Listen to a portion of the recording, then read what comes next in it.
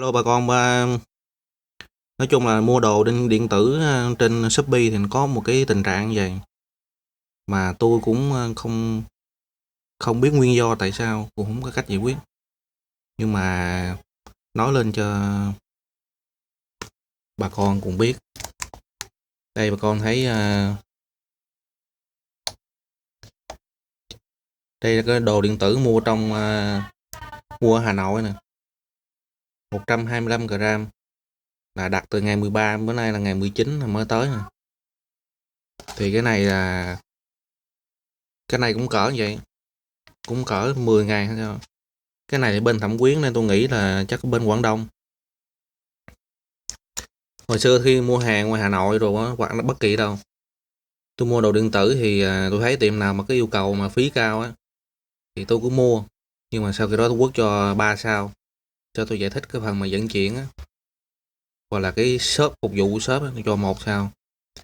Thì có một bữa là có một cái bạn á, là bạn này chắc cũng hay đọc lại những cái bình luận mà nhận xét của tôi trên Shopee á.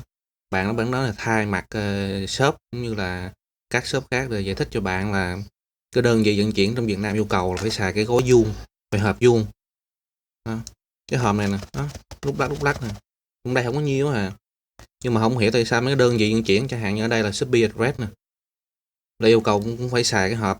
Còn giao hàng tiết kiệm thì chắc cú rồi, nhưng không ngờ là Shopee Express là cũng yêu cầu cái hộp.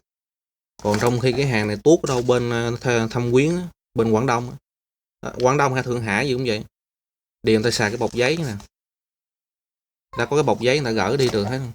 Còn không hiểu tại sao trong Việt Nam mình chỉ chẳng hạn như từ Hà Nội về đây thôi mà yêu cầu phải xài hộp gì cũng không hiểu tại sao. Mà cuối cùng đâu có nhanh, từ Hà Nội về đây mà từ ngày 13 tới ngày 19 là tuần lễ. Ừ. Mà cái này là không hề thấy báo là shop chưa giao hàng, chưa gói hàng. Tức là đặt ngày 13 mà tới ngày 16 là mới tới nhận hàng. Rồi tới ngày 19 là tới đây. Đó con thấy không? Nó mỏng gì quá trời mỏng luôn. Tại Trung Quốc ta làm tốt hơn nè. Nè, chiều dài thì ngang nhau, nó mỏng lét nè. Có gì đâu. Thì có tôi cảm giác là cái này là 17.000, giao tốn 17.000 mà lại có dịp mã giảm giá như cuối cùng là 0 đồng. Còn cái này là 30 mấy ngàn nhưng giảm giá được 1-2 ngàn vậy đó, cuối cùng phải chịu hết luôn. Nên tôi có cảm giác như là cái hàng hóa mà từ Trung Quốc mà về Việt Nam á, là cái lượng nó còn nhiều hơn là trong nước mình đi với nhau nữa. Nên là cái cước của Việt Nam nó mới mắc như vậy, và không có khuyến mãi luôn. Việt Nam mình yếu làm sao khuyến mãi.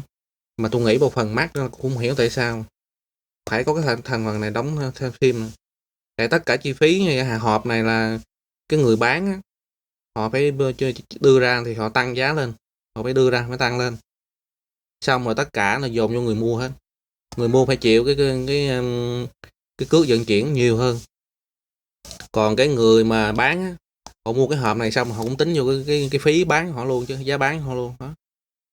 Thành ra là cái linh kiện này là họ cũng mua từ Trung Quốc về, xong rồi cộng với đủ thứ tiệt chiêu của Việt Nam, rồi cuối cùng là thành ra người Việt là chịu hết luôn, quá là chịu. Trong khi mua đồ trực tiếp từ bên Trung Quốc về nè. Nhiều lúc tôi thấy trong đây nó xài cái bọc tĩnh điện á, cái bọc tĩnh điện nó còn ngon hơn của mấy ông Việt Nam nữa. Cũng không hiểu tại sao mà bên Việt Nam mình làm ăn như vậy. Mà lên thì giờ nào không có lời giải thích, cũng không hiểu sao làm phức tạp hơn. Đây cái 120 mấy gram đúng không, nhưng mà cái hộp nè, cái hộp hết 28 gram. Đây cái bọc nè, 7 gram đó. Nên thật ra cái hồi nãy nguyên gói hàng nặng, nhưng mà chủ yếu là do cái hộp này nè đó. Xong mà để làm gói hộp này là người ta phải keo quấn hết cái này luôn, hết cái này luôn. Là như vậy là cái chi phí mà để gói hàng á, hiện nay là nó đang vô cái người bán, phải không? Rồi sau đó là cái phí mà chuyển hàng lại mắc hơn, là chuyển vô người bán, cuối cùng phải thành người mua không chịu. Xong rồi cái phí mà chuyển hàng á là người mua phải trực tiếp chịu, còn cái này á, cái phí này là người mua phải gián tiếp chịu nè đó. Tôi không hiểu là mấy ông Việt Nam làm ăn kiểu như sao luôn. Chán thế.